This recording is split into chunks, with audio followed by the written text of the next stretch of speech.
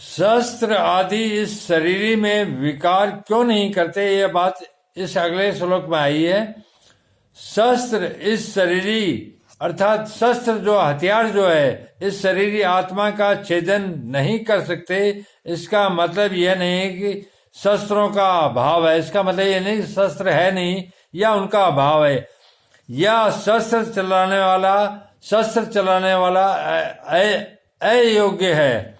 प्रत्युत छेदन रूपी क्रिया शरीर में प्रविष्ट ही नहीं हो सकती, शरीर में प्रविष्ट ही नहीं हो सकती। जो छेदन रूपी जो छेदने का काम है वो आत्मा में शरीर में प्रवेश नहीं कर सकती। यह छेदन होने के योग्य नहीं है। आत्मा जो है छेदन होने योग्य नहीं है। शस्त्र के सिवा मंत्र शाप आदि से भी इस शरीर का छेदन नहीं हो सकता। जैसे याज्ञवल्क्य के प्रश्न का उत्तर न दे सकने के कारण उनके शाप से शाक्यवल्क्य का मस्तक कटकर गिर गया। इस प्रकार देह तो मंत्रों से वाणी से कट सकता है, पर देही सर्वथा अछेद्य है। इस प्रकार शरीर तो मंत्रों से और वाणी से श्राप से भी कट सकता है, पर देही आत्मा नहीं। यह शरीरी अदाह है, क्योंकि इसमें जलने की योग्यता ही नहीं है। यह आत्मा जलाने के योग्य नहीं है, दाह करने के योग्य नहीं है, क्योंकि इसमें जलने की योग्यता नहीं है। अग्नि के सिवाय मंत्र शाप आदि से भी यह देही जल नहीं सकता। जैसे दमयंती के शाप देने से व्याघ बिना अग्नि के जलकर भस्म हो गया। दमयंती के श्राप से वाघ जो था वो बिना अग्नि के जलकर भस्म हो गया, क्योंकि उसने उसको श्राप दिया था। इस प्रकार अग्नि शाप आदि से वही जल सकता है जो जलने योग्य होता है। इस देही में तो दहन क्रिया का प्रवेश ही नहीं हो सकता। यह देही गीला होने योग्य नहीं, अर्थात इसमें गीला होने की योग्यता नहीं है।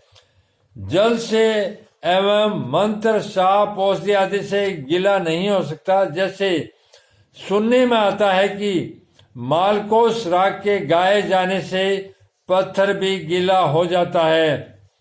चंद्रमा को देखने से चंद्रकांत मणि गीली हो जाती है, परंतु ये देही राग रागनी आदि से गीला होने वाली वस्तु नहीं है।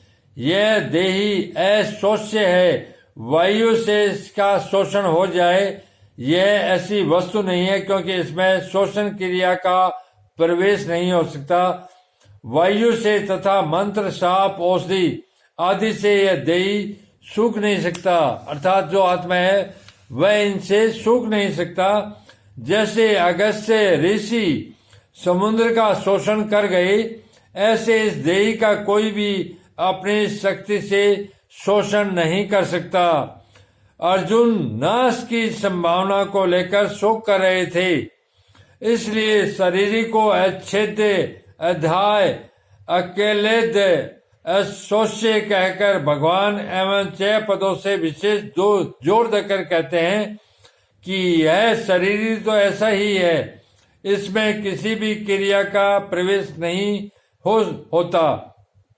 अतः यह शरीर शोक करने योग्य है ही नहीं। यह देही नित्य निरंतर रहने वाला है। यह देही जो है नित्य निरंतर रहने वाला है, हमेशा रहेगा और हमेशा से था। यह किसी काल में नहीं था और किसी काल में नहीं रहेगा, ऐसी बात नहीं है।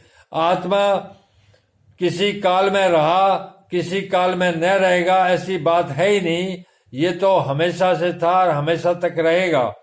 किंतु यह सब काल में नित्य निरंतर ज्यों का त्यों रहने वाला, अर्थात काल के अंदर नित्य ज्यों का त्यों, इसमें कोई परिवर्तन नहीं होता, जैसा है वैसा रहेगा।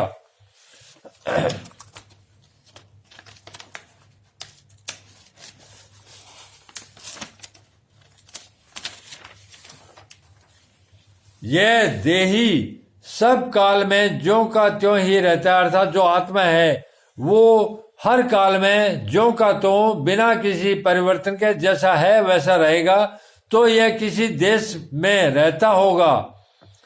इसके उत्तर में कहते हैं कि यह देही संपूर्ण व्यक्ति, वस्तु, शरीर आदि में एक रूप से विराजमान है, अर्थात जो देही आत्मा है वो संपूर्ण शरीर में एक रूप से, एक ही रूप से, ये नहीं है कि सर में ज्यादा है, हृदय में उससे कम है या और अंग, एक रूप से सब जगह एक जैसा विराजमान है।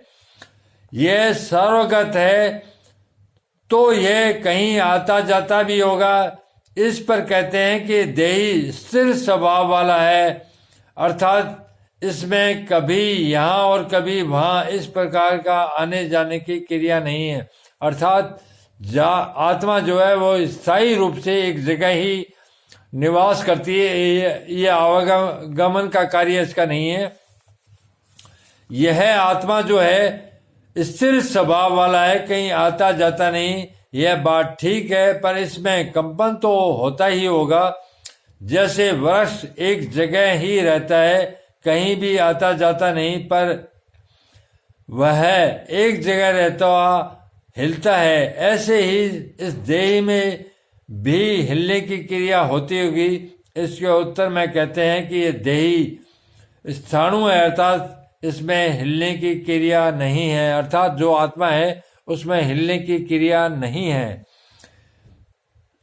यह देही आत्मा अचल है, स्थाणु है, यह बात तो ठीक है, पर कभी पैदा भी होता होगा। इस पर कहते हैं यह सनातन है, अनादि है, सदा से है, यह किसी समय नहीं था, ऐसा संभव ही नहीं है।